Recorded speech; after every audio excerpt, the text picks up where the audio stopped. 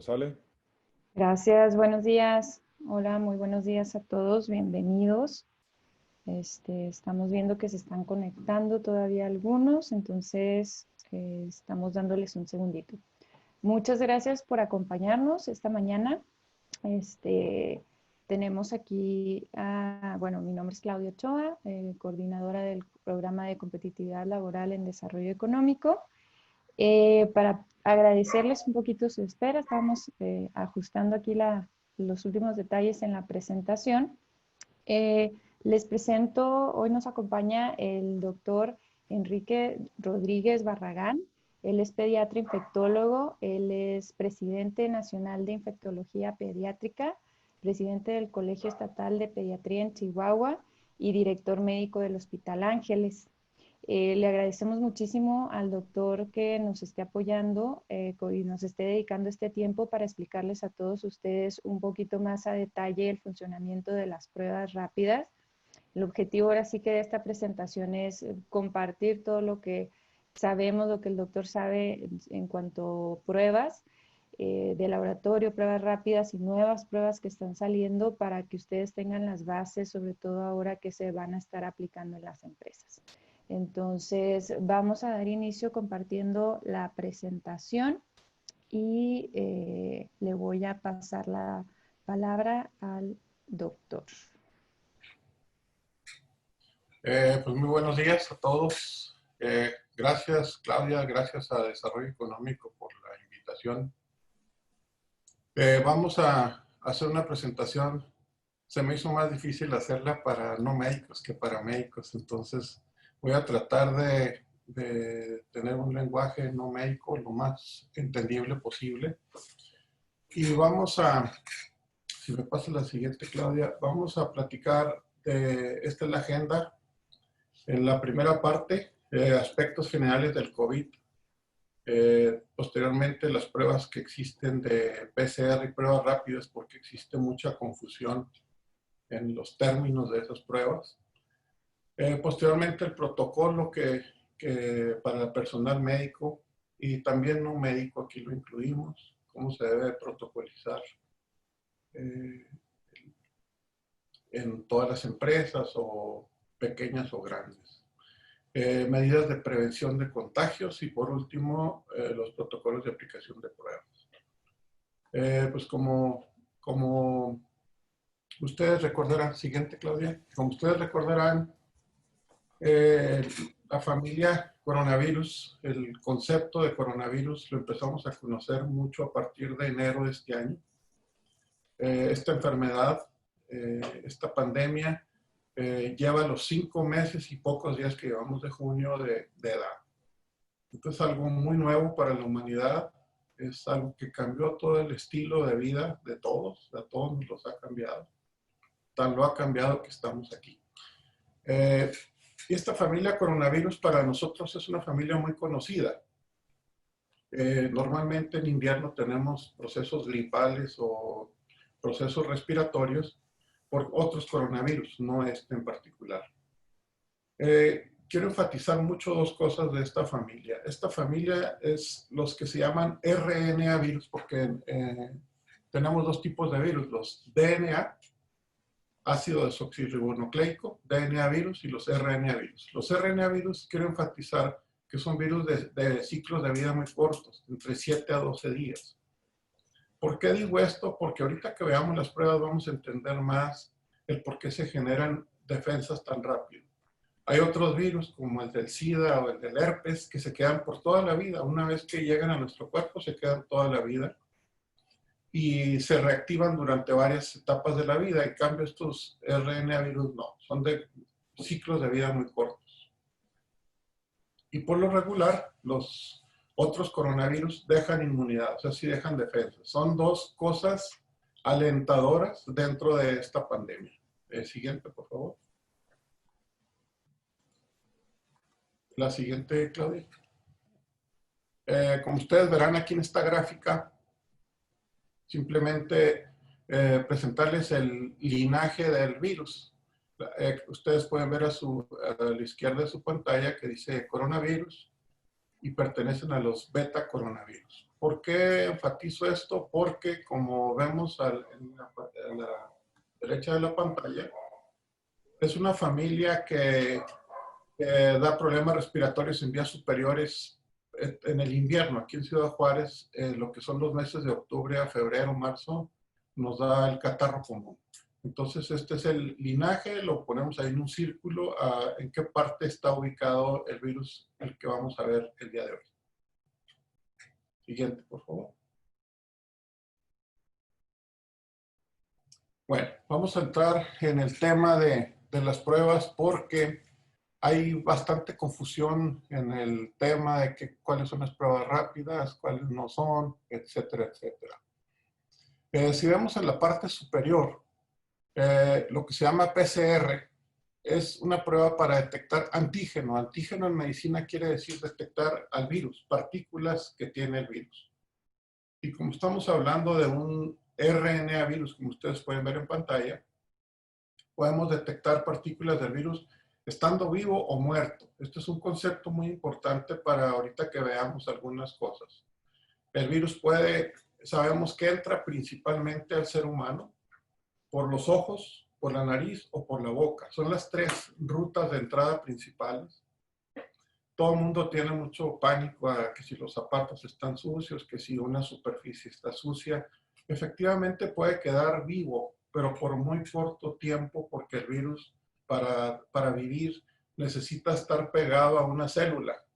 Por sí solo, si ustedes lo dejan, el virus se muere. Esto es importante porque las tres rutas que les mencioné son las rutas principales de adquisición del virus. De ahí que tan importantísimo de cubrir nuestros ojos con unos lentes o nuestra boca y nariz con una cubreboca, de lo más sencillo hasta las mascarillas más sofisticadas. Entonces la prueba de RNA precisamente por eso se hace en nariz, porque ahí es donde se detectan los virus en la parte primaria. También nosotros los médicos nos cuidamos mucho los ojos porque en una cirugía basta que salte alguna partícula de líquidos y nos podemos infectar. Entonces esa es la razón de PCR.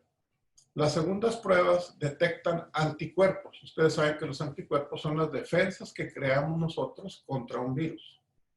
Vamos a decir que es como cuando nos vacunan. Cuando nos vacunan nos inyectan un virus y generamos anticuerpos. Entonces, esas pruebas que tanto se han dicho que rápidas son para detectar anticuerpos. Y hay dos tipos de anticuerpos. Entro en estos detalles porque a continuación vamos a ver algunas pruebas, entonces hay que saber ese concepto.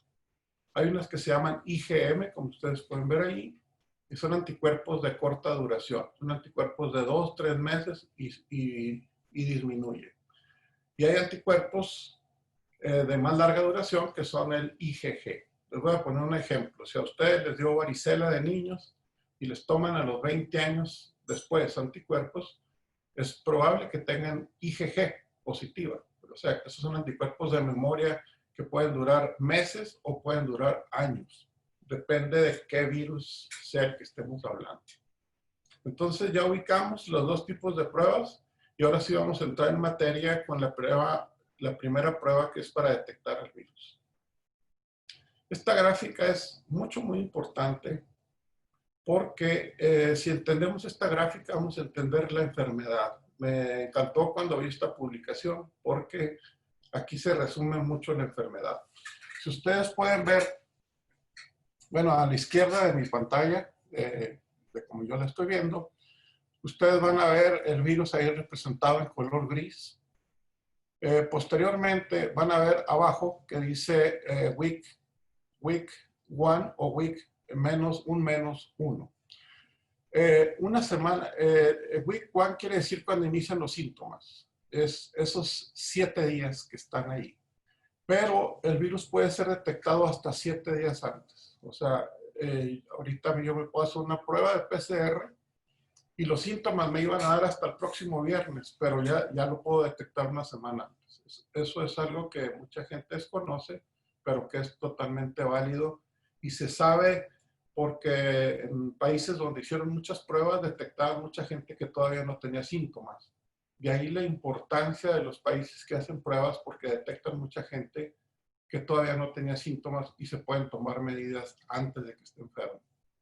Bueno, si ustedes ven el puntilleo azul, que es el que nos va, la línea azul, que es la que nos va a interesar, es la nasofaringe, esa es la toma de la nariz.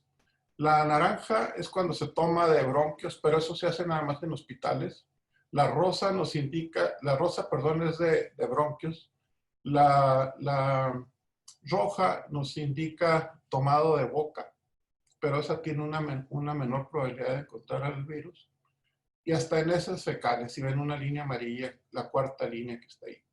Entonces, es el porcentaje de posibilidades de detectar al virus. Ustedes, si logran ver esa línea azul a la semana 4, o sea, al mes, prácticamente se aplana. Entonces, la parte más importante para detectar el virus en nariz es en las primeras 2 semanas o una semana antes de que tenga síntomas. Esto es fundamental entenderlo porque eso nos ayuda a tomar decisiones de cuándo regresan las personas a sus empleos. Si ven un poco más a su derecha, van a ver 2 líneas punteadas, una en color morado y otra en color verde. La de color morado es IgM y son los anticuerpos que yo les mencionaba que caen más rápido, se elevan ligeramente más rápido que la otra, que la IgG, pero caen más rápido. A la sexta semana vean que ya se fue casi hasta el suelo. En cambio, la línea verde se mantiene horizontal y todavía no sabemos cuánto va a durar, si 6 semanas, 8, 1 año, 5 años, 10 años. No sabemos porque es una enfermedad que tiene 5 meses de edad. Esto con los estudios que se hagan a futuro vamos a saber qué pasa, a dónde se va esa línea verde. Es una de las interrogantes que vamos a tener por muchos años, ¿cuánto tiempo duran esos anticuerpos? ¿Por qué les explico todo esto sin ser médicos? Porque en base a esto vamos a entender muy bien el porqué de estas pruebas. Siguiente. Esta es la prueba que les mencionaba de PCR. Es una prueba un tanto molesta porque el hisopo, que es ese como Q-tip que ven ahí como cotonete, ese hisopo entra hasta la parte más alta de la nariz y todavía están un poco arqueados, tienen que entrar un poquito hacia la parte posterior de la nariz. Es bastante molesta la toma. Sientes que te están picando el cerebro, pero así se tiene que hacer, porque si se hace a media nariz, la posibilidad de recuperar material genético es muy baja. Entonces se tiene que hacer hasta la parte más alta. Ese es el éxito de esa prueba. Por ahí alguien las hace en boca y en boca más o menos pierdes el 30% de material genético, de 30 a 40%. Entonces por eso se hace en nariz. Como ustedes pueden ver ahí, esa prueba todos los laboratorios tenemos la obligación de reportarla a las autoridades a nivel nacional y es donde se sacan el número de contagios. El número de contagios que se dan a conocer diario en México, sabemos que hay un subregistro porque pues no se hacen muchas pruebas. Entonces, los números que tenemos ahorita en México son en base a las pruebas que se han hecho. Por lo tanto, pues, me queda muy claro que debe de haber muchos más casos que los que se reportan por ese subregistro. Siguiente, por favor. Aquí algo que a lo mejor a muchos de ustedes no les va a gustar porque son los porcentajes de sensibilidad. Les digo que no les va a gustar porque siempre pensamos que una prueba es 100% sensible. Y no. En los primeros 7 días, eso que dice RNA-PCR es la prueba. Entonces, en los primeros 7 días, de cada 100 tomas que yo hago, 67 que tengan al virus van a salir positivo. Y el otro 33% se pueden llamar falsas negativas. Este es un concepto muy importante. ¿Qué quiere decir esto? Que a esos 100 que les hice la toma de hisopo, si hubiera 100 positivos, 67 sí les voy a detectar el material genético y ese otro 33 tienen o tan poca cantidad de virus en nariz que no lo va a detectar la prueba. O sea, realmente sí tienen el virus, pero no lo detecta la prueba por ser tan poca cantidad de virus. O la prueba estuvo mal hecha, o se tomó en el lugar inadecuado. Y esas se llaman falsas negativas. Entonces vean el porcentaje para que no pensemos que el tomarnos la prueba es 100%, si sale negativa ya estamos libres de virus. No, podemos quedar en ese 33%. Este es un dato súper importante. Si nos vamos al siguiente cuadro, entre el día 8 y 14, ese porcentaje se baja a 54% y después del día 15 se baja a 45%. O sea, se va la PCR. Si se hace en la primera semana es donde tenemos mayor posibilidad de encontrarla. Después se va bajando ese porcentaje. ¿Hasta cuándo dura positiva? Nadie ha podido establecer ahorita. Hay personas como aquí en nuestro hospital que tenemos que van en la semana 6 y aún siguen saliendo con cargas muy bajas y lo más probable es que sean no infectantes porque son una cantidad de virus ya irrisoria, pero la prueba es tan buena que lo sigue detectando. Y como les decía al principio, esta prueba también no nomás detecta virus vivos, también puede detectar virus ya muertos que estén en nariz y todavía los detecta porque con una pequeña porción de DNA que se encuentre, con esa pequeñísima porción, la prueba lo detecta. Entonces, hasta aquí, si pasamos, Claudia, a la que sigue, hasta aquí es PCR. Espero que haya quedado claro, si no al final lo aclaramos juntos. Ahora sí vamos a entrar a las segundas pruebas. Cómo detectar esos anticuerpos que veíamos en las líneas verde y morada. ¿Cómo los vamos a detectar? Los vamos a detectar de dos maneras. Ya habíamos dicho que IgM son anticuerpos de muy corta duración, IgG de muy larga duración. Hay pruebas cualitativas. Cualitativa quiere decir que normalmente dice si es positivo o no es positivo. Y las pruebas cuantitativas me dicen si es positivo y tiene tantos virus o tantas copias de tantas partículas virales. Esa es la gran diferencia entre nada más decir si hay a cuánto hay. Vamos a entrar a las pruebas cualitativas. La siguiente diapositiva. Ustedes las conocen porque yo creo que algún amigo les quiso vender y se hicieron muy populares. Son pruebas que van desde los 11, 12 dólares hasta los 50 dólares en base a la tecnología que están hechas, pero todas tienen el mismo concepto. Son unas pruebas que se pueden hacer en cualquier negocio, en cualquier consultorio, donde sea, porque no requieren un laboratorio. Por eso se llaman pruebas rápidas, están en 10 minutos rápidamente. Estas pruebas, como ven ahí a continuación, basta que al paciente le pinchemos un dedo, saquemos 1 o 2 gotas de sangre, después se pone unas 2 gotitas de agua salina, nos esperamos aquí, dice 15 minutos, pero en realidad en 8 minutos ya están listas y marcan como a continuación vamos a ver en la siguiente, vamos a ver cómo se marcan. Cuando todas, si ustedes ven, puse una flecha por ahí, todas dicen C, que quiere decir control, que quiere decir que nuestra prueba está buena. Cuando las que están inválidas, como ustedes pueden ver en el lado derecho, inválidas quiere decir que esas pruebas, al no tener el control positivo, todas se anulan, todas las 4 que están del lado derecho de mi pantalla. Las que están del lado izquierdo, vean ustedes que el control, la raya roja de arriba está positiva y hay varias posibilidades. Si nada más está el control con IgM, IgG negativo, se considera negativa la prueba. Y las 3 positivas son las que ven en medio. Una, francamente, es muy positiva porque tiene control IgM e IgG. La que sigue nada más tiene IgM y la que sigue tiene IgG. Probablemente esas que tienen nada más IgM o IgG, la del medio quiere decir que la persona estaba recientemente infectada y la de IgG que estaba un poquito más avanzada su enfermedad. Esa sería la traducción. ¿Qué pasa con estas pruebas? ¿Qué desventajas tienen? Siguiente. En cuanto a costo, es un costo más bajo que cualquier otra prueba. El problema es que surgieron pruebas que vienen de Oriente y hay de todo. Hay pruebas muy buenas, eso lo pudiera discutir con alguien ya en particular, ¿Cuáles son las pruebas que más se recomiendan? Generalmente las buenas andan alrededor de 30, $36. Si hay ya pruebas hechas en Estados Unidos, en Canadá, en Alemania, en China, tenemos acceso en nuestra ciudad.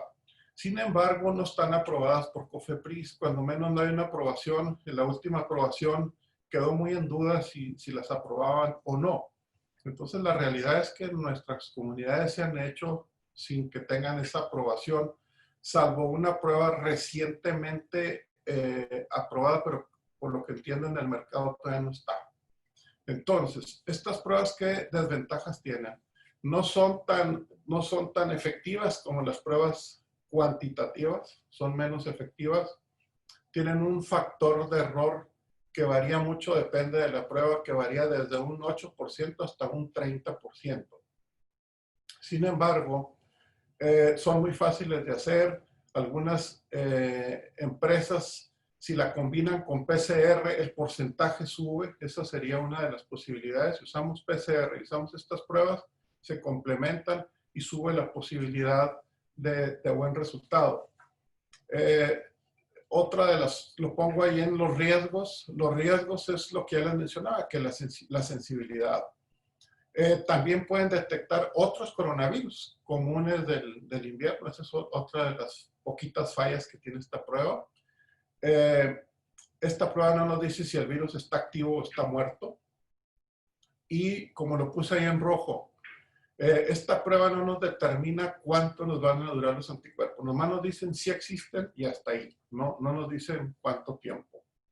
Y el último renglón, que es algo que a todos nos tiene, a todos los médicos, a los infectólogos, epidemiólogos nos tiene, no sabemos, nadie en este mundo sabe si estos anticuerpos nos van a dar inmunidad. O sea, se llaman anticuerpos neutralizantes, o sea, anticuerpos que neutralizan al virus. Eso lo sabremos con el tiempo. Yo tengo la esperanza que este virus se parezca a los primos hermanos, a los otros coronavirus que dejan defensas por unos 4 o 5 años. Espero que esa sea la posibilidad, que se parezca a sus primos hermanos y nos deje esa posibilidad. ¿Por qué? Porque las vacunas ya están cerca, estamos a unos meses de vacunas. Entonces esto nos daría el tiempo a todos para llegar a esa etapa ya sin miedo. Siguiente. Ahora vamos a entrar a otras pruebas que se llaman cuantitativas. Estas pruebas son más exactas, tienen un porcentaje de error menor que la anterior. Desafortunadamente, y lo pongo por ahí, no están autorizadas por COFEPRIS en México. Estas pruebas también nos miden IgG e IgM y se llama método de ELISA. Esa prueba son en laboratorio, no se hacen en ambulatorios, se pueden hacer en un laboratorio de cualquier hospital. Son más sensibles y tienen un poquito mayor costo que las anteriores. Sin embargo, no están autorizadas. Entonces, en resumidas cuentas, en cuanto a cualitativas, pues no están autorizadas en México, pero existen. Y estas cuantitativas no. La siguiente, que también es cuantitativa, es la prueba que se hizo muy famosa porque la hizo famosa Donald Trump, porque cuando la presentó en la Casa Blanca dijo que ya había aparecido una vacuna para coronavirus y en realidad no era vacuna, era esta prueba. La presentó junto con el director y el CEO de Abbott.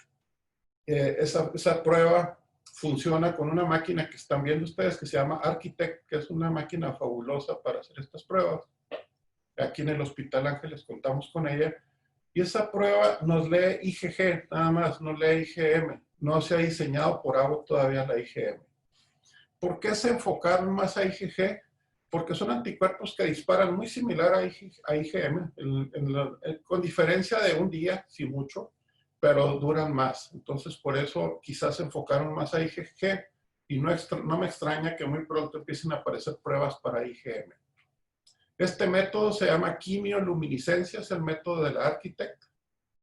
Más o menos el proceso dura 3-4 horas. Es una prueba con una altísima sensibilidad, arriba del 90%. El costo anda alrededor al público en unos 1,400 pesos y más o menos procesa 200 pruebas por hora esta máquina. Estoy enterado que por parte del empresariado se va a apoyar ahí al Hospital General, en el caso de Ciudad Juárez, para tener esta máquina, lo cual sería muy, muy bueno. Entre más máquinas tengamos en la parte pública, va a ser muy importante porque así vamos a detectar más casos y va a ser una manera más exitosa de regresar personal a la industria manufacturera o a cualquier empresa. Siguiente. Bueno, vamos a interpretar los resultados. Yo creo que muchos de ustedes conocen este cuadro, se hizo muy famoso y se los voy a ir desglosando parte por parte. En la parte superior vemos PCR negativo, IgM negativo, IgG negativo. Lo más probable es que no hay infección porque no hay nada, no marcó nada. En la siguiente ventana tenemos un paciente con PCR positiva, pero todavía no nos da anticuerpos. ¿Qué quiere decir esto? Que estamos en ese periodo entre que los síntomas están empezando o tiene una PCR positiva, pero todavía no desarrolla anticuerpos. Hay que recordar, si se acuerdan de la grafiquita aquella que vimos, los anticuerpos empiezan a producir más o menos entre el día 5 al 7. Ahí empieza la elevación, por eso ahí todavía no la detecta. Siguiente. En la siguiente, vean ustedes, ya tenemos una PCR positiva, pero ya se apareció un anticuerpo, el que aparece más rápido que es IgM. Por lo tanto, estaríamos en una fase temprana de la infección. Siguiente. Y en la que sigue, estamos ahora sí en una fase muy activa. Está en el mero apogeo el problema. Eso más o menos se ve entre el día 7 y 14, o sea, en la segunda semana, tercera. Pero la parte fundamental sería segunda semana, es donde está muy activa la enfermedad. Ya hay anticuerpos y la PCR sigue positiva. En la siguiente, la fase final, porque ya IgM ya se nos está cayendo, ya no se detectó, pero puede ser que todavía tengamos PCR positiva y todavía estemos detectando ya pura IgG. Sería una fase final o recurrente de la infección. En la que sigue, es una fase temprana con un posible falso negativo de PCR. Aquí se tiene que volver a confirmar pruebas porque no tiene lógica. Exactamente, gracias, Claudia. En esa fase, tenemos nada más una IgM, es una prueba que no entendería nadie. Dice, ¿cómo es posible que tengas PCR negativo, IgG negativo y IgM positivo? Es una falsa. La que sigue, que ya nada más queda IgG positiva, nos está hablando que es una infección que ya pasó, que ya tiene anticuerpos esa persona, y lo mismo la final, que tiene los dos anticuerpos positivos.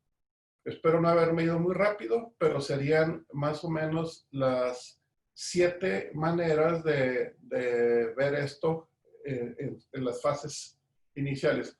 Ese cuadrito, si gustan, al final se los compartimos y es una manera muy sencilla de más o menos evaluar a cada caso. Siguiente. Bueno, para los que llegaron tarde, la gráfica ya la explicamos, pero a la izquierda ahora sí tenemos ya el combinado de las pruebas, los porcentajes. Si ustedes ven la línea de en medio donde dice total antibodies, o sea que son los anticuerpos totales, entre más van pasando los días se acercan más al 100% de sensibilidad. Y ustedes recordarán cuando vimos RNA, en los primeros días es más alta y va bajando. Entonces, este ya es un combinado de las 3 pruebas, las posibilidades, como ustedes ven, entre más pasan los días, o sea, más o menos entre la segunda y tercera semana es donde podemos tener más éxito en diagnosticar la enfermedad. Siguiente.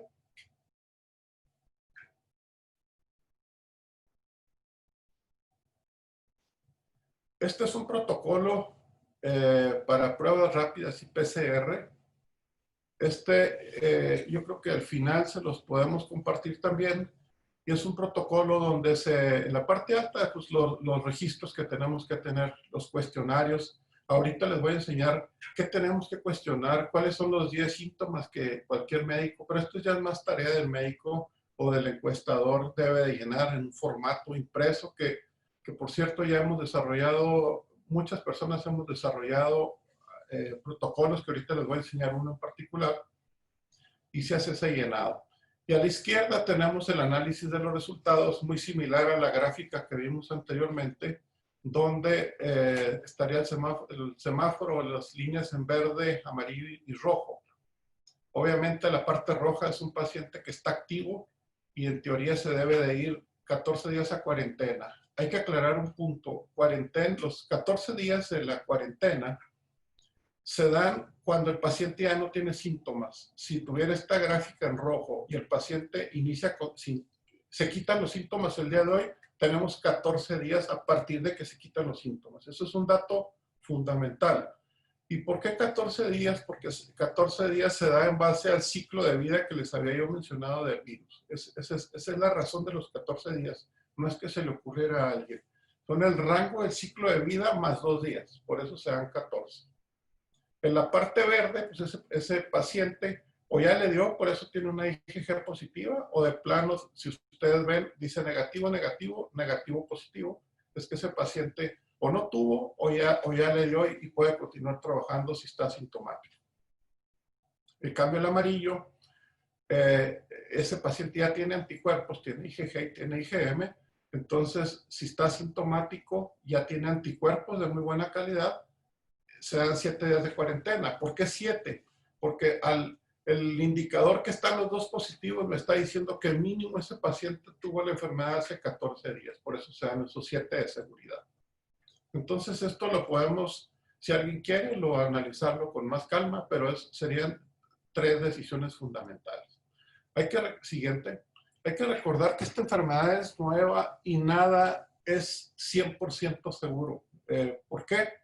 Porque esta enfermedad cambia. A lo mejor un protocolo la semana que entra aparece otra prueba y tenemos que cambiar esta presentación. Esto es muy cambiante, muy cambiante. De febrero para acá ha habido tantos cambios que estamos impresionados de lo que se publica diariamente sobre la enfermedad. Entonces, hasta ahorita, estos serían los patrones que se manejan. Siguiente, Claudia, por favor. Les voy a presentar un protocolo muy rápido de COVID que estamos haciendo para las corporaciones policíacas de Ciudad Juárez. Y también lo hicimos aquí en el hospital. Ustedes ven en la columna los síntomas más importantes. Le pusimos un puntaje. Este es un triage o ruta crítica para un paciente. Si ustedes ven en síntomas, los más importantes son los 4 de arriba. Son los que llevan el mayor puntaje. Tener fiebre, tener tos o tener dolor de cabeza. Y la cuarta es disnea, dificultad respiratoria. Yo les digo siempre a mis pacientes o a quien me consulta, les digo que piensen en la cabeza, ¿verdad? Fiebre, tos, dolor de cabeza y dificultad para respirar. O sea, todo está en esta parte. Y si agregamos 2 más, falta de olfato y de gusto. Entonces, 6 de los síntomas los pueden identificar en este pedacito. 6. Los otros ya le corresponden al cuerpo, que es dolores en las articulaciones, como el cuerpo cortado, dolores musculares, diarrea o dolor torácico. La diarrea es un dato importantísimo. Entonces, en estos momentos, cualquier adulto que tenga fiebre y dolor de cabeza, una tos seca, hay que referirlo inmediatamente a un médico. Ustedes ven a la derecha los colores que damos de ese triage. Si tiene menos de 14 puntos, podemos mandarlo a casa, pero si rebasa los 14 puntos, inmediatamente se manda a hospitalizar. ¿Por qué? Porque es paciente que ya tiene dificultad respiratoria. Más que hospitalizar, hacer estudios más importantes. Los de verde se pueden estar en casa tranquilamente con observación y con un monitoreo. Ustedes saben que ahorita a todos los que mandamos a casa los mandamos con 2 cosas. Con un oxímetro, que es un pequeño aparato que se pone en el dedo y nos mide la oxigenación, que aquí en Ciudad Juárez es entre 93 a 99%, lo normal. Por lo regular todos andamos en 95 a 97. A nivel del mar es 94, pero aquí a más de 1000 metros de altura es 93 a 99, lo que debe marcar el oxímetro y la temperatura que pues ya todos saben tomar. Siguiente. ¿Cuáles son los factores de riesgo, sobre todo en las empresas, para tener muy en cuenta si un paciente se va a su casa o no puede trabajar? Ya los conocemos, que son los mayores de 65 años. En el gobierno mexicano dice desde 61. Obesidad, diabetes, alta presión, enfermedades respiratorias crónicas, enfermedades del corazón, pacientes que tienen inmunosupresión por cáncer, o sea, su inmunidad está muy deprimida, por uso crónico de cortisona o infecciones crónicas. Estos pacientes se marcan en un sitio aparte, eso no los debemos de meter en cualquier protocolo. Estos pacientes tienen factores de riesgo y hay que analizarlos por separado. Siguiente. Este es el protocolo que les decía de las corporaciones policíacas que debe hacer un médico general en su consultorio cuando llega un paciente. Y ahí está la evaluación. Ya no me voy a meter mucho al protocolo, pero es cuando se hace PCR, cuando se manda a casa, etcétera, etcétera. Es lo que les comentaba anteriormente. Siguiente. Estos son los 4 fármacos que recomendamos para uso en casa, que son nada más esos 4. Que son los que están internacionalmente aprobados, y eso en base a que el médico decida y en base a los síntomas. Siguiente. Y por último, lo más importante, vemos por ahí un telefonito donde diariamente hacemos un seguimiento de los casos con oximetría, temperatura y síntomas. En el hospital hicimos un protocolo que los pacientes, les encargamos a cada médico 5 a 7 pacientes y diariamente reciben por su celular los signos que le manda el paciente, esos 3, cómo se siente, o una llamada corta, cómo está la oximetría y cómo está la temperatura. Con eso es suficiente para monitorear personas en casa. Siguiente. Pues creo que hasta aquí me toca la presentación. Al final, todas las preguntas que gusten hacer, y Claudia les va a hablar en la segunda parte. Muchas gracias por su atención. De acuerdo, muchísimas gracias, doctor. Todas las preguntas que tengan, si pueden ponerla en la parte de preguntas y respuestas, y las estaremos contestando ya al final. Bueno, rápidamente yo nada más voy a concretar y terminar con algunas de las recomendaciones y prácticas compartidas por otras empresas. Esto, y le voy a pedir aquí al doctor que me corrija en cualquier momento, pero estas medidas son algunas que ya se están tomando en las empresas, ¿no? Iniciamos esto hace un par de semanas con una encuesta que hicimos a 29 empresas sobre qué era lo que estaban haciendo en medidas de prevención. Así es que muchas empresas nos dieron ahí muchas ideas. Esto a lo mejor lo pueden usar si no lo han visto como una especie de checklist para que puedan compararse con otras empresas, y está pública en la página de competitividad laboral en el área de investigaciones. Lo que se ha tratado por estas empresas es evitar a toda costa que los empleados lleguen a un nivel de gravedad que requiera ser hospitalizado, por lo que se han dedicado a hacer todo lo que es la prevención, el diagnóstico y sobre todo la planeación para el regreso de labores, que es la parte que yo creo que les puede ser a las empresas todavía más útil, ¿no? La Organización Mundial del Trabajo, ellos han expresado su importancia de hacer este tipo de actividades de detección, casos de infección, de realización de pruebas, de rastreo de contactos para las empresas, ya que estas actividades pues afectan en menor manera el mercado laboral que lo que puede ser un cierre de actividades total. Y en la experiencia de algunas empresas que nos han compartido, y estoy aterrizándolo para Juárez, entre el 30% aproximadamente ellos han notado que son empleados dentro de sus instalaciones que están asintomáticos. Entonces, esto también es un tema importante que ustedes pueden tomar en cuenta dentro de sus planeaciones. Así como también en contrataciones han notado que casi hasta un 50% da positivo a las pruebas. Ya puede ser de anticuerpos, puede ser que no lo tengan activo en el momento, pero en cierta manera han dado positivo. Entonces, estos son datos que hemos visto pues muy impactantes, pero que hace falta que todos tengan en consideración. Y aquí en la presentación que les vamos a compartir a sus correos, puse también un video que es de 4 minutos del Weizmann Institute of Science de Israel, donde un grupo de científicos propone una metodología de trabajos por ciclo. Esto es que dividen a la plantilla laboral en 2 partes y cada plantilla trabaja 4 días y descansa 10 para que, como dijo el doctor previamente, la segunda semana es la más contagiosa, es donde pueden detectar estos síntomas. Entonces, este tipo de trabajos puede disminuir el contagio en gran manera, porque pues todos los síntomas en general van a salir, sobre todo los 10 días que están descansando intermitentemente, y permite a las empresas trabajar al 40% de su capacidad o inclusive un poco más si se trabajan horas extras en esos 4 días. Entonces esto les da la oportunidad de planear sus operaciones y bueno, es un plan responsable, sobre todo en el caso de una segunda ola que se pudiera presentar, ¿no? Tomarlo en consideración. Algunas de las medidas que nos han compartido, se las voy a pasar rápidas, son principalmente las que están fuera o detalles que están fuera de la encuesta.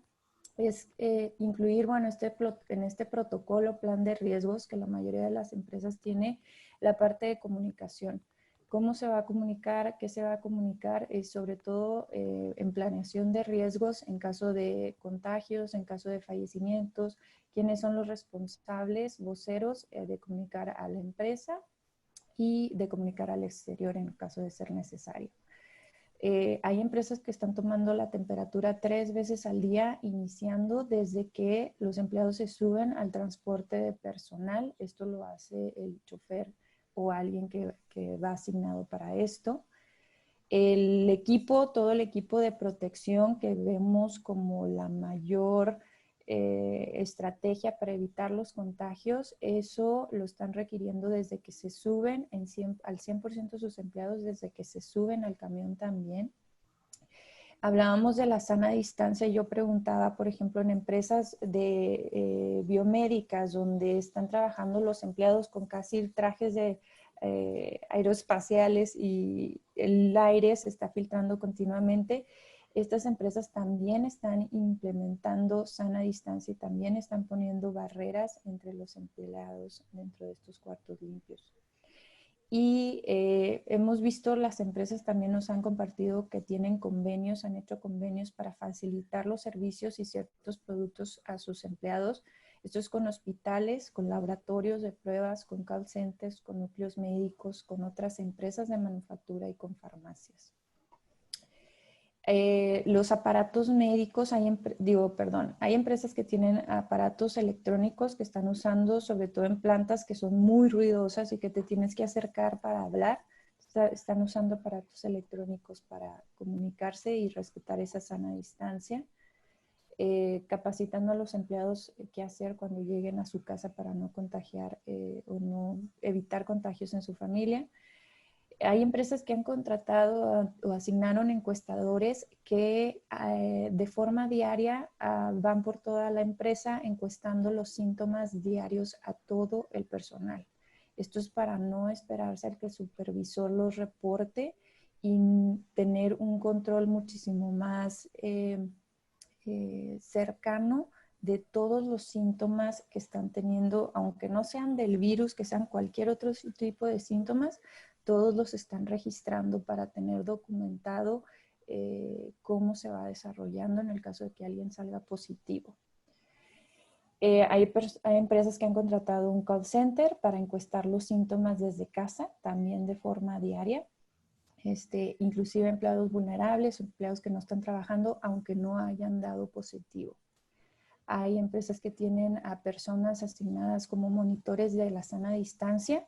Estos tienen como perfil de estudiantes de ingeniería industrial que apoyan a las empresas en flujos y en otras cosas, pero que están continuamente recordando a los empleados de mantener esa sana distancia en todas las áreas. Hay empresas que están haciendo auditorías diarias de que las medidas de prevención estén bien implementadas desde absolutamente todo hasta lo documental, ¿no? Todo lo físico, todo lo documental, por la importancia de que se usen bien las máscaras, etcétera. Le están ahora sí que ejerciendo este control sobre que no se vaya a salir nada, ¿no? de la planeación que tienen. Hay empresas que tienen trabajadores sociales, quienes marcan en cada turno a los empleados ausentes que no fueron.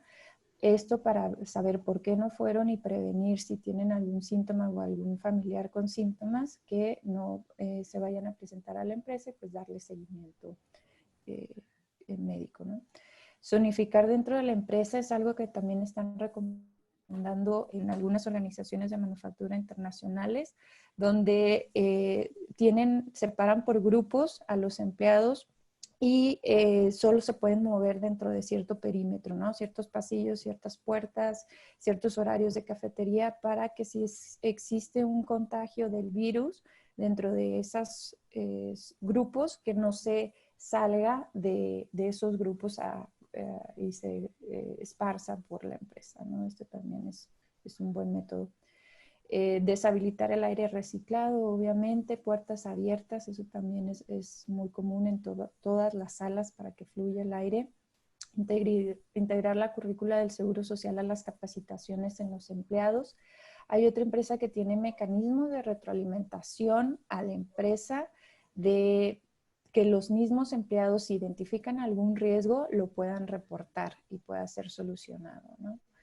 Y hay empresas que han recomendado mucho que toda la comunicación que se dé a los grupos de empleados por parte de los directivos o recursos humanos se dé en compañía de un médico para dar mayor credibilidad. En la parte de diagnósticos, hay empresas que ya desde todo mayo han estado haciendo pruebas PCR, algunas pruebas de anticuerpos, y hay empresas que lo han hecho a todos los empleados, al 100% de los empleados. Hay empresas que lo han hecho un porcentaje y hay empresas que lo han hecho a empleados sintomáticos, y ahorita vamos a hablar un poquito más de esto. Hay empresas que lo están haciendo en sitio y hay empresas que lo están haciendo, que los están enviando a los laboratorios. Para esto se han instalado muchas empresas instalaciones especiales como puntos médicos en los estacionamientos con carpas o con oficinas móviles, donde se está registrando toda la entrada a los empleados, se está registrando o se está atendiendo a los empleados que tienen síntomas durante el trabajo o se están aplicando las pruebas. Inclusive en algunos convenios con laboratorios, los laboratorios asisten a la empresa, toman las muestras ahí, empleados capturan todo este registro con códigos de barras y los laboratorios se han llevado estas muestras para ser analizados y regresar los resultados. Hay unas empresas que están llevando un registro acumulado diario de los resultados de estas pruebas. Para esto han contratado a capturistas que estén metiendo toda la información en un sistema de software. Con este sistema ellos tienen un análisis o un resumen de pues, los resultados de cómo está toda la empresa en cuestiones de contagios. Este software les genera un semáforo de resultados de las pruebas. Entonces, los que dieron positivos o a anticuerpos o los que han dado negativos, así como un semáforo de los síntomas. Por ejemplo, les mencionaba, si se registran los síntomas de forma diaria, este semáforo se va registrando en este sistema y este semáforo los va canalizando de acuerdo a cómo vayan moviéndose, ¿no? Contactos, obviamente, días fuera, que esto les comentaba, es muy útil y ahorita vamos a ver por qué, cómo se puede hacer en su planeación, así como datos históricos. La aplicación, este sistema está conectado a una aplicación móvil, la cual trae un código QR, que este código se escanea en diferentes partes de la empresa, desde entradas, salas, pisos, pasillos, cafetería. De esta manera es el sistema de contactos, así la empresa o el sistema software le puede leer si algún empleado ha sido positivo nuevamente, indicar cuáles han sido los contactos que han estado en el mismo lugar a las mismas horas. Entonces todo está conectado. Yo creo que ahorita la tecnología es una herramienta muy, muy útil para toda esta parte. También hay empresas con semáforos de contactos, de si uno sale positivo, todos los que están en sus contactos en rojo, todos esos son, se les aplica también las pruebas de PCR. En la parte de tratamiento, pues hemos visto que la gran mayoría se están enfocando en dar ese tratamiento médico o asistencia médica temprana. Hay empresas que los están mandando al Seguro Social desde temprano, hay empresas que tienen convenios con núcleos médicos o que contratan a empleados externos para dar una atención básica, ya sea de forma remota, por teléfono o por domicilio, al empleado. Para darles las recetas, ¿no?, de estos medicamentos que comentaba el doctor. Y hay empresas que han llegado más allá implementando esta práctica para los familiares de los empleados, para contratistas y para proveedores. Entonces esto también es algo que se está haciendo. Se está dando seguimiento, la mayoría de las empresas yo creo están dando seguimiento diario a casos positivos o con y sin síntomas hasta que mejoren y vuelvan a trabajar. Así como hay empresas que están facilitando, reembolsando la renta de tanques de oxígenos portátiles para que los empleados con algunos síntomas puedan tener en su casa. Y también hay empresas que están haciendo convenios con empresas de manufactura de máquinas generadoras de hidrógeno y oxígeno, que son tipo humidificadores que se pueden tener en la casa y que han notado es de estas nuevas máquinas que puedan ayudar en las casas. Ya un poquito pasando de las prácticas y diciendo por qué nos pueden servir las pruebas, ya sea rápidas de PCR, todo tipo de pruebas para los organismos. Bueno, en primero hay varios canales de salud pública y económica que han explicado el impacto favorable en el mercado laboral de este tipo de implementaciones, ya que se adquiere mayor conocimiento, mayor control y disminuye la dependencia de políticas sanitarias que puedan ser restrictivas como los cierres totales, ¿no? En segundo lugar, bueno, se influye mucho en la percepción de los riesgos y se puede fomentar y mantener la confianza del público. Esta confianza pública facilita la actividad económica y obviamente impulsa claramente la reactivación, ¿no? En tercer lugar, bueno, la intensificación de estas actividades permite a las empresas organizar y llevar a cabo su trabajo de forma eficiente, organizar turnos de trabajadores, organizar contrataciones. De esta manera reducen la alteración en sus operaciones, ¿no? Y esto obviamente impacta la productividad. Hay casos también, bueno, de la OIT, donde ha dicho que estas actividades contribuyen a reducir las pérdidas de horas de trabajo hasta en un 50%, notando que países donde no ha habido muchas pruebas se reducen las horas de trabajo en 14% frente a 7% de los países donde sí se está probando, perdón. Comentan también algunas publicaciones que la inversión en pruebas es menor al costo de la repercusión económica de cierres totales, así como, bueno, ya tomar decisiones informadas, diversificar riesgos, validar rápidamente una infección y muy importante, pues es otorgar certidumbre a los trabajadores, así como estudiar esta posible inmunidad que puede otorgar, así como también implementar los protocolos de la empresa en cuanto a personas infectadas, ¿no? O contagiadas, perdón. ¿Qué hacer? ¿Qué debemos de hacer antes de aplicar estas pruebas rápidas? ¿O qué están haciendo las empresas antes de aplicar estas pruebas rápidas?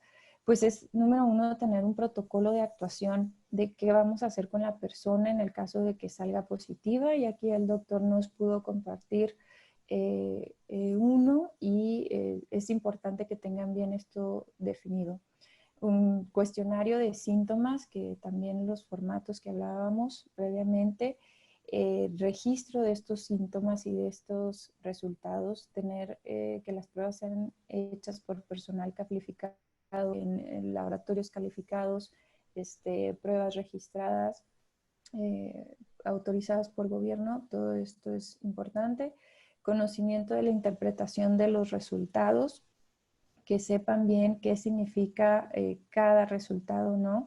Que se pueda tener una persona adicional a la que esté haciendo la prueba que registre y que documente, que se rastreen los contactos, los hemos dicho anteriormente, que se comunique la intención a los empleados preferentemente de que se van a aplicar las pruebas, la razón, el plan sobre sus resultados y si se puede incluirlos en la capacitación.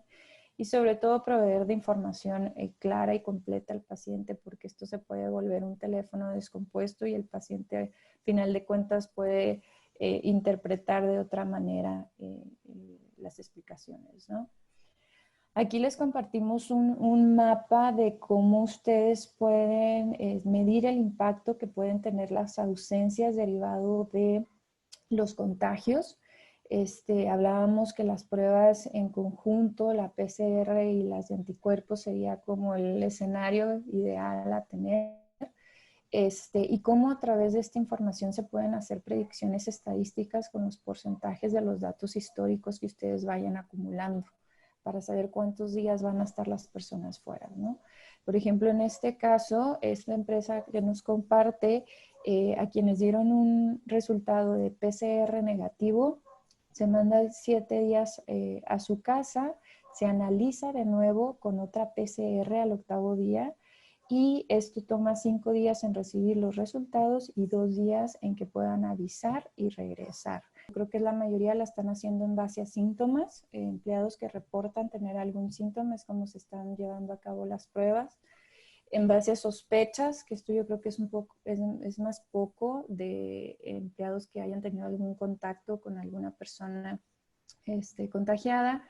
Nuevos ingresos, también es importante saber si ya se tiene inmunidad y pueden trabajar de una manera más segura, así como la muestra estadística, ¿no? Por ahí les podemos compartir un Excel con cómo se calcula la muestra estadística sobre una población. Este Excel, cabe resaltar que solo sirve para poblaciones arriba de 1000 empleados, porque si son poblaciones pequeñas te va a decir que pruebes a todos los empleados, ¿no? Entonces ya ustedes pueden, en base al total de la empresa, sacar ese porcentaje y de eso, esa muestra y de eso distribuirlo en porcentajes por turnos, por áreas, por plantas, etcétera.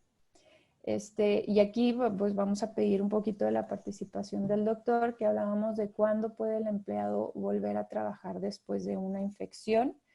Y hemos visto que de una vez que las pruebas PCR tengan un resultado negativo y el empleado no haya tenido síntomas por 8 días después después de la prueba de IgG que dio positivo, ahí es cuando pudiéramos pensar que puede regresar a trabajar, pero no sé si el doctor pudiera ahondar en esta parte de cuándo pueden volver a trabajar los empleados después de una infección. Muy bien, Claudia, gracias. Esa es una pregunta muy interesante. Ya vimos los que tienen PCR positivo, estuvieron sintomáticos y tienen anticuerpos. Esas personas, habíamos dicho que después de la sintomatología se recomiendan 14 días para eliminar, de acuerdo al ciclo de vida del virus que habíamos dicho, tener la mínima posibilidad de que sean infectantes. Estuve revisando un poco, sí quedó claro, ¿verdad, Claudia? 14 días, correcto. Estuve revisando las preguntas, muy interesantes todas. ¿Desde cuándo es infectante una persona? Cuando se adquiere el virus, en medicina llamamos periodo de incubación. Si, por ejemplo, hoy, 12 de junio, a mí me contagia un paciente, puedo estar con síntomas mañana, o sea, en un día, hasta 14 días. Pero casi el 90% de las personas, los síntomas los desarrollan en los primeros 7 días. Entonces, aunque el periodo de incubación sea de 14, por lo general todas las personas entran dentro de los primeros 7 días a desarrollar síntomas. Ese es una de las preguntas. Y otra que hicieron por ahí. Bueno, Si ya soy contagioso, ¿puedo permanecer asintomático? Totalmente. Recuerden que esta enfermedad más o menos se divide en 85, 10, 5. 85 pueden ser asintomáticos totalmente, como hay cantidad de gente, ahorita les platico unos números de algunas maquiladoras de Juárez. 85% asintomáticos o con síntomas muy leves, 85% de la población. 10% de la población, síntomas leves a moderados, y únicamente un 4 a 5% síntomas severos que ameritan hospital. Si así estamos asustados con la mortalidad, imagínense si esto fuera más amplio. Entonces, un 85%, les digo, pueden ser asintomáticos o con síntomas leves. En la prueba IgG que estamos haciendo en el hospital hasta ayer, aquí tengo las cifras, teníamos 729 pruebas y el 64% fueron positivos. 64%. ¿Qué quiere decir esto? Me decía de una de las empresas que más pacientes nos envió, que esos pacientes fueron dirigidos a la prueba porque habían tenido alguna sintomatología o algo parecido. Entonces, sí era una población muy dirigida. Sin embargo, en otra empresa de 38 empleados, que se hizo a todos los empleados, hubieran tenido unos síntomas, en ellos salió un 48%. ¿Qué nos dice eso? Que quizás en la población de Juárez pudiéramos tener ya más, entre no sé, un 30 hasta un 40% de personas que ya tuvieron contacto con el virus y desarrollaron algo de anticuerpos. Eso es una estimación mía, no quiere decir que eso sea real, pero sí es un indicador de que muchos ya quizás tengamos anticuerpos. Y ahí sí felicidades al que tenga anticuerpos porque ya tiene inmunidad. Entonces, que eso contesta otra de las preguntas. Bueno, tiene una inmunidad y lo dije en la presentación, que no sabemos cuánto va a durar, número uno, y no sabemos qué tan protectora sea. ¿Por qué? Porque la inmunidad se mide no en la cantidad de anticuerpos, sino en si son neutralizantes o no. Hay gente que puede tener cantidades industriales de anticuerpos y no son neutralizantes. Entonces, en teoría, se puede enfermar después. Es una enfermedad nueva, repito, y no sabemos, porque de cada enfermedad sabemos nosotros cuál produce anticuerpos neutralizantes, cuál sí, cuál no, y en cuánto tiempo. En esta enfermedad estamos aprendiendo todo eso. Pero una persona que en base a anticuerpos le digan felicidades, aquí está tu certificado ya con anticuerpos positivo, no lo considere un pasaporte para irse a los restaurantes y andar sin protección. Esa persona debe seguir con sus lentes y su protección de nariz y boca. ¿Por qué? Porque es una enfermedad nueva y no sabemos si hay anticuerpos, insisto mucho, neutralizantes. Entonces, no es pasaporte para salir a la calle. El estado está en semáforo todavía rojo y debemos de acatar eso. Por ahí vi otra pregunta que también es muy recurrente y muy interesante. ¿Qué tanto sirven los geles antibacterianos? El mismo gel lo dice, es antibacteriano. Estamos en una enfermedad viral. Entonces, lo más importante es el lavado de manos. Cada vez que tomen dinero, que vayan al súper, que regresen a su casa, etcétera, que tocaron objetos en la calle, por favor lleguen y lávense las manos, porque es la mejor manera de evitar autocontagiarnos o contagiar a alguien de nuestra familia. Los geles son buenos, pero es más psicológico que nada.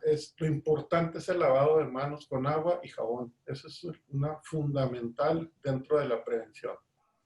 De las preguntas también de que si la ropa contaminada tenemos que llegar a la casa y dejarla, pues es una buena medida, sobre todo los zapatos que llevan, no nomás para esta enfermedad, para muchas enfermedades.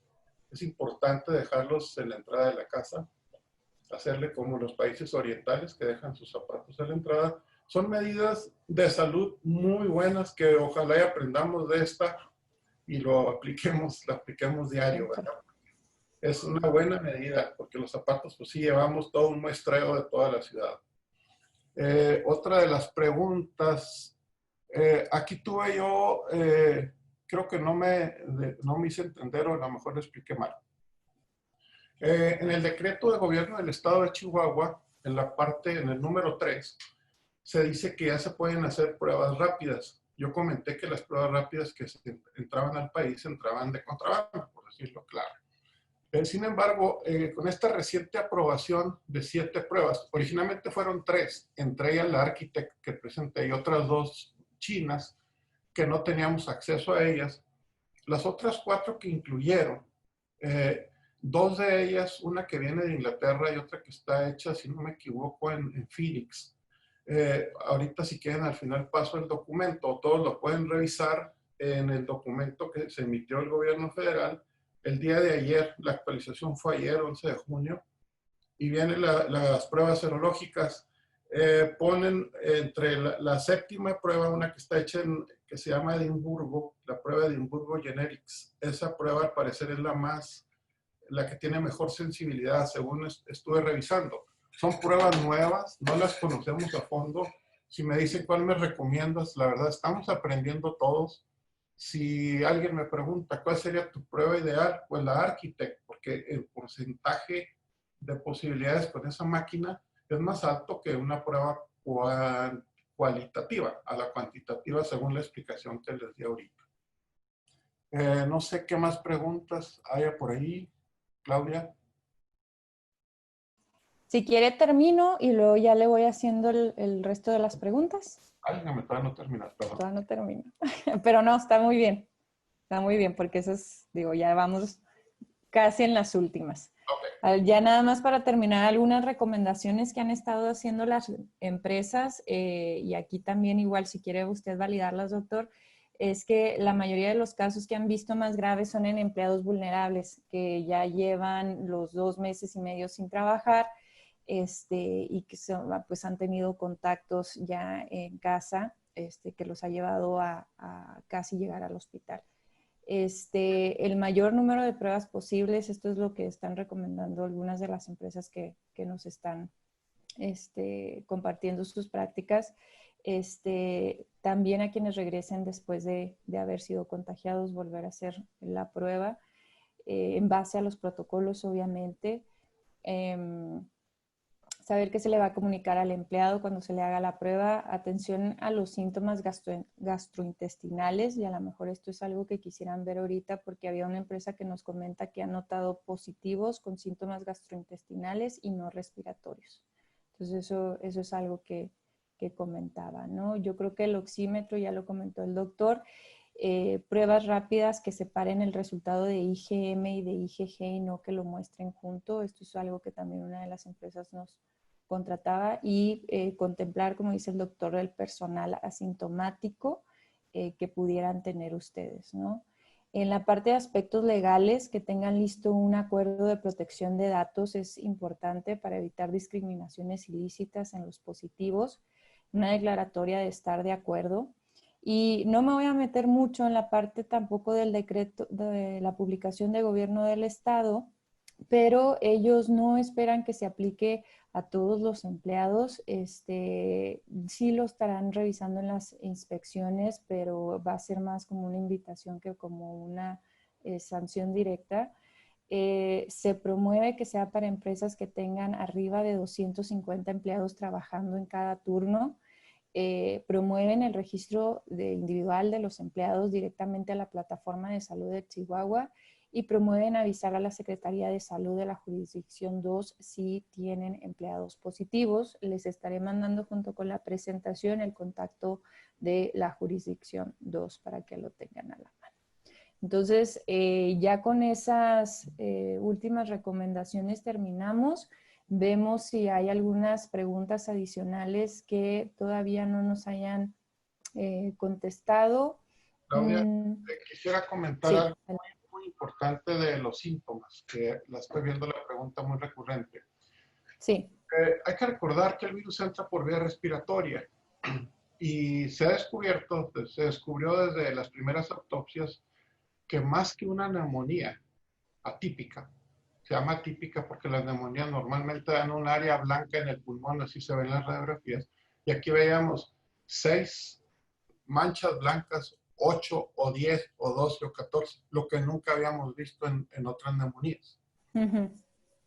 Resulta que no son neumonías, son microtrombos que se forman, o sea, como coágulos, entonces son focos de coágulos en el pulmón, no es tanto una neumonía. Se puede complicar después con una neumonía, pero esas imágenes no son neumonías en sí. Y esta enfermedad primero pensábamos que era respiratoria, pero muchos pacientes llegan a los hospitales con datos de apendicitis, con datos de un abdomen agudo, un problema gastrointestinal, como bien lo decías. Puede haber falla renal, fallas cardíacas, llegan como si fueran infartados, o inclusive problemas psiquiátricos o neurológicos. Esta enfermedad entonces es hay muchas, la presentación es múltiple. Entonces, en este tiempo, con un paciente adulto que tenga fiebre, que tenga síntomas gastrointestinales o respiratorios y los que mencionamos, hay que tomarlo muchísimo en cuenta. Sabemos que hay otros cuadros gripales que nos pueden dar dolor de cabeza y fiebre, etcétera, pero en verano, ahorita con la pandemia, hay que pensar, número uno, en COVID. Por eso es muy importante hacer pruebas, porque hay mucho paciente que está llegando. Les pongo un caso así rapidísimo. Antier llegó una joven aquí al hospital, se operó de apendicitis, porque eso era todo el dato, y empezó a dar datos de COVID al día siguiente. Empezó a tener tos y resulta que tenía COVID. Entonces ahora, cuando menos en nuestro hospital, todo paciente que se opera, se le hace una tomografía, si es urgente, y si no es urgente se le pide PCR. Son los dos requisitos para operar a un paciente, si no, no se opera, porque hay demasiada gente asintomática o con síntomas diferentes a lo que esperamos, y es COVID. Entonces, la recomendación es, cuando alguien tenga fiebre, algo raro en su cuerpo, dolores y que piense que es una gripe, es mejor que se atienda rápido, porque hay fármacos que si los das al principio, inhiben la replicación viral. Hay un fármaco que sí ya se hizo muy famoso, que originalmente era para piojos y sarna. Sin embargo, en laboratorio de investigación vieron que inhibía el virus y se puede utilizar en etapas tempranas y el paciente evita ir al hospital. Es muy importante decir lo de los síntomas que no son los típicos, ¿verdad? De acuerdo. Muy, muy importante.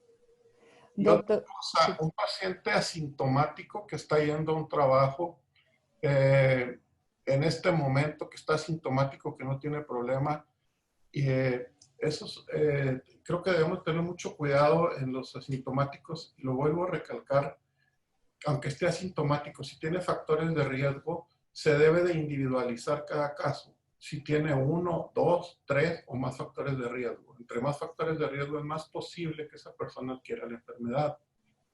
Entonces, todas las personas o empleadores, patrones que quieran regresar ahorita a una persona con datos de alto riesgo, está teniendo un alto riesgo para la persona y para su empresa.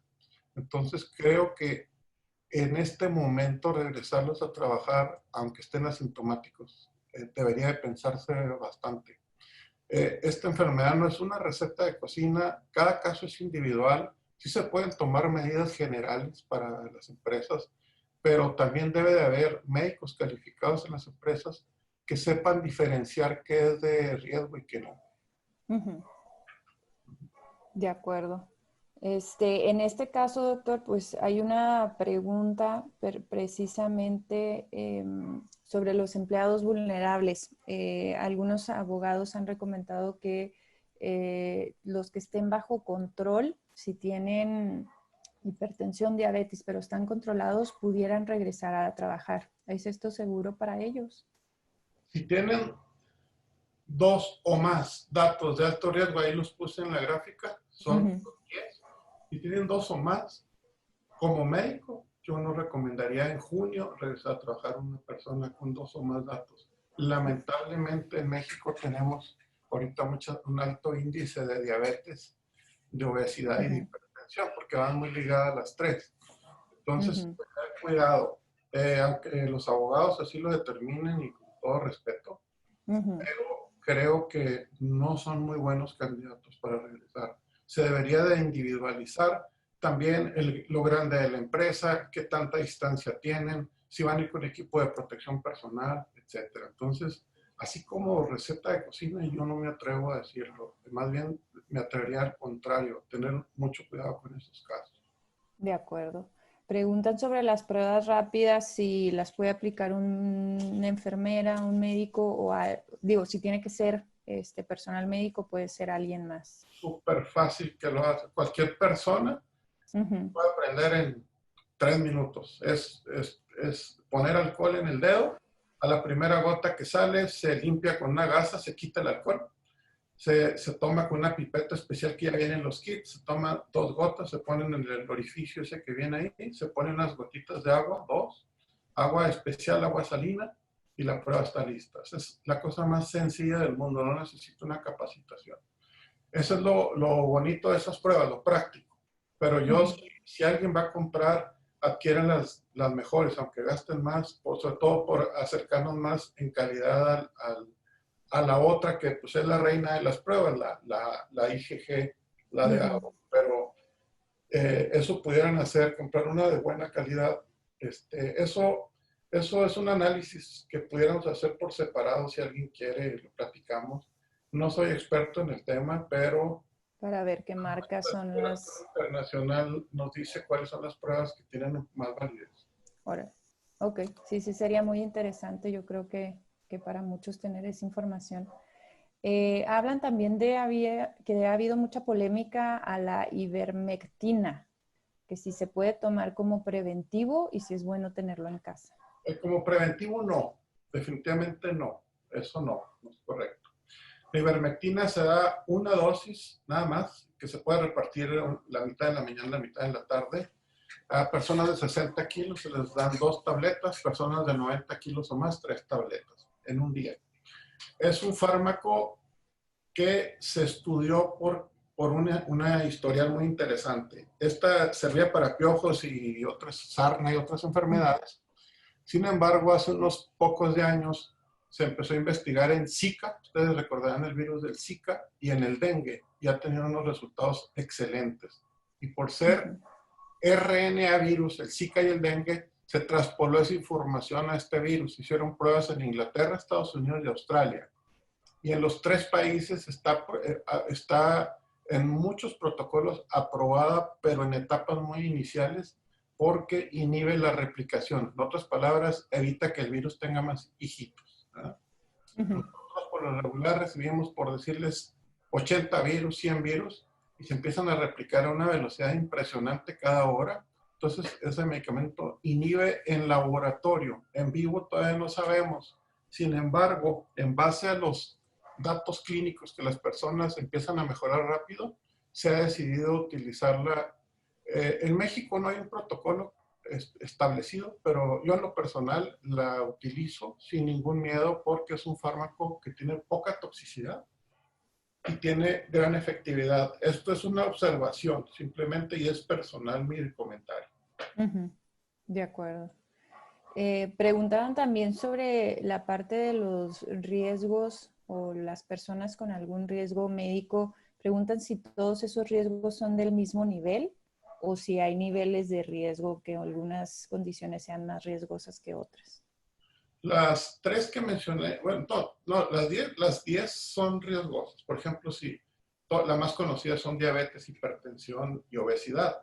Sin embargo, imagínense un paciente con problemas de inmunidad o cáncer o SIDA o hepatitis crónica o un paciente que tiene asma crónica y enfermedades. Entonces, las 10 son del mismo nivel. Se han ubicado que el paciente que tiene 2 o más es un paciente de alto riesgo. Eso sí está definido internacionalmente y ahí lo puse en el protocolo. De acuerdo, de acuerdo. Preguntan sobre su experiencia con Paramix. El Paramix es la nitosuxamida, es otro antiparasitario. Ha aparecido en menos guías que el otro. Yo en lo particular no lo he utilizado teniendo a la ivermectina, entonces no lo he utilizado. Es un antiparasitario también que tiene muy buenos efectos en otras enfermedades. No tengo nada de experiencia con él. No lo sé, pero el protocolo que les mostré no lo tenemos.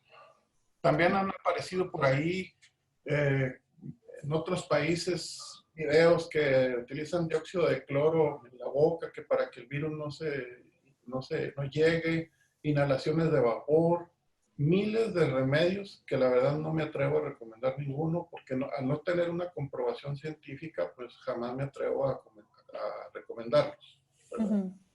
También la utilización de antibióticos no es adecuada, salvo en casos respiratorios, y ahí sí es decisión médica totalmente.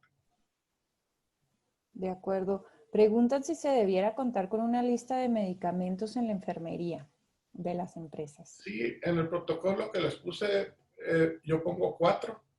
Si alguien en especial está interesado, ahí está mi correo y les mando un correo o me mandan su teléfono y se los platico en vivo. Pero esos 4 son los que se recomiendan como base. El paracetamol para la fiebre y el dolor de leve a moderado, la Ujú, ivermectina que ya comentamos, otra que es la citromicina, que es un antibiótico para problemas respiratorios, ujú. y vitamina C, D y zinc. También ahí en la presentación vienen las dosis de las 3, el soporte nutricional. Estas vitaminas ayudan a la inmunomodulación, o sea, ayudan a la inmunidad. Las 2 vitaminas y el zinc son cosas comprobadas de muchos años. Ujú. De acuerdo, de acuerdo. Aquí digo, para contestarles a todos, hay muchas preguntas de que si vamos a enviar la presentación, si vamos a enviarles la presentación, así como el Excel de cálculos de muestras estadísticas. Vamos a tener la grabación, entonces vamos a ver si se las podemos compartir también. Sobre la parte de informar a la jurisdicción de casos positivos, es correcto, la jurisdicción también los puede canalizar al IMSS, también se tiene que reportar casos positivos a epidemiología del IMSS. Y me parece que pudiera ser todo. Hay otra pregunta de con el oseltamivir y la citromicina combinadas lo recomienda. Los celtamivir es para influenza. Al principio se empezó a utilizar mucho porque estábamos en etapa de influenza. Influenza puede haber todo el año, pero los meses críticos de Juárez empiezan últimas semanas de diciembre, enero, febrero, marzo y abril. Ya mayo y junio son extremadamente raros los casos de influenza, son muy pocos. Ujú. Entonces, realmente ahorita en junio el oseltamivir ya no es importante. Fue muy importante en los meses pasados. Y sí se puede dar junto con acitromicina. Pero, repito, ahorita en junio el oseltamivir ya dejó de ser importante, porque es un excelente antiviral para influenza. Es que el virus de influenza y el virus del coronavirus tienen síntomas muy comunes, como es el dolor de cabeza, dolor de cuerpo intenso y la fiebre. O sea, comparten síntomas muy parecidos. Ujú. Eh, Afortunadamente ya estamos en junio y los síntomas ahorita pues ya serían mucho más achacables a coronavirus que a influenza. Por eso Eh, se dejaron ya hacer pruebas de influenza como se hacían al principio. en ese caso, preguntan de qué porcentaje de infectados ha notado usted que tienen los síntomas gastrointestinales solamente y cómo pueden diferenciarlos de los normales por la época o si no hay Sí, forma de diferenciarlos. no tengo el porcentaje, le mentiría, pero Ujú, sí se está viendo, en otros países están teniendo hasta un 10% de los que llegaban a los hospitales tenían síntomas gastrointestinales. ujú, Ocupaba el segundo lugar junto con los cardíacos, porque sí ha habido muchos, inclusive médicos, que llegan con datos pensando que es un infarto y resulta que son pequeños coágulos en las coronarias. Entonces, mi respuesta sería, aunque tengas una diarrea en verano, vale más checar con el médico, vale más revisar. No quiero decir que con esto les tengamos que hacer PCR a todos, sería lo ideal, pero por costo entiendo que no todo el mundo lo va a poder hacer. ujú. Pero sí, en este momento de la pandemia, cualquiera de esos síntomas, por favor, que sí acudan a su médico y no se automediquen, porque ahorita sí, los síntomas son tan variados, inclusive no lo mencioné, pero también hay síntomas cutáneos, sobre todo en los niños, que se parecen a una enfermedad que se llama Kawasaki. Son síntomas cutáneos que se pueden confundir con cualquier otra infección viral y resulta que es COVID. Entonces, es una época que hay que acudir al médico lo más rápido posible. Eso sí, sería mi recomendación. Yo creo que eso es donde enfatizaría más. De acuerdo. Pues ya son las 10:30. Cerramos ya con dos preguntas nada más. Una es sobre el uso de ibuprofeno y la otra, si pudiéramos compartir algunos modelos de pruebas en empresas. No sé, doctor, sobre el uso de ibuprofeno, ¿usted qué El recomienda? ibuprofeno empezó la controversia en Italia y luego se fue a España y en Alemania lo prohibieron. Total, ha habido tanta controversia que en este momento hay gente que dice que sí afecta, exacerba los síntomas de coronavirus y hay otros artículos que dicen que no. Ante la duda, casi todos los organismos internacionales dijeron, ¿sabes qué? Nos lo reservamos, mejor utilizamos paracetamol. En lo particular, yo sí me lo reservo, lo he tenido que utilizar en muy pocas ocasiones porque el dolor es intenso, pero ante la duda preferimos que no. Y hay una razón fisiológica del ibuprofeno donde se inserta el virus en las células. Es algo más complicado de explicar, pero sí hay un mecanismo posible de que puede interferir ahí. Entonces, yo prefiero que no, por eso es el paracetamol. No De es que acuerdo. paracetamol, pero es la opción mejor que tenemos en este momento. De acuerdo, de acuerdo. Pues comentarles, estaremos buscando algunos modelos para pruebas en empresas, a lo mejor revisándolos con el doctor, si nos hiciera el favor. Le agradecemos mucho, doctor. La gente nos ha puesto comentarios muy buenos sobre la información que acaba de dar. Le agradecemos mucho su tiempo, que nos haya acompañado y respondido a todas estas preguntas que yo creo que pudiéramos quedarnos aquí otra hora haciéndole definitivamente. Pero pues tenemos que terminar por cuestiones de agenda y les agradecemos a todos muchísimo su participación. Les estaremos enviando por correo electrónico la presentación. Revisen su buzón de no deseado el día de hoy porque mi servidor no funciona muy bien y a veces se va al correo de no deseado, pero sí se las estaremos enviando hoy. Entonces, pues agradecemos y nos despedimos aquí de todos. No sé, doctor, si quisiera dar algún último comentario comercial, despido. Muchas gracias, Claudia. Gracias a competitividad laboral, a desarrollo económico. La verdad, tengo casi 2 meses trabajando con algo nuevo para mí, con un grupo que se llama Contingencia, que está mucho parte del empresariado de Chihuahua. Y pues he trabajado muy a gusto. Es diferente que trabajar con médicos, trabajar con gente de otras profesiones. Me ha encantado. Ha sido una experiencia muy interesante y sobre todo que se están dando muchos resultados para la comunidad, que a veces no se ven porque lo bueno no se publica, pero yo sé que se está haciendo mucho por la comunidad. Es extraordinaria la ayuda que se ha hecho por parte de FECHAC, de Coparmex, de Desarrollo Económico, de tanto y tanto empresario. Y la verdad, cada vez que me piden colaborar, yo estoy encantado porque pues, es por nuestra ciudad. Entonces, cuantas veces aquí estoy puesto, ahí está mi correo electrónico a sus órdenes. Cualquier pregunta, ampliarla con muchísimo gusto. Y un gusto haber compartido esta hora y media con todos. Gracias y gracias también a Jorge y a Diana de Ficosec que nos facilitaron su contacto para esta sesión. Así es que gracias a todos y aquí ya nos desconectamos. Gracias, doctor. Gracias. Bye, buen día. Bye bye.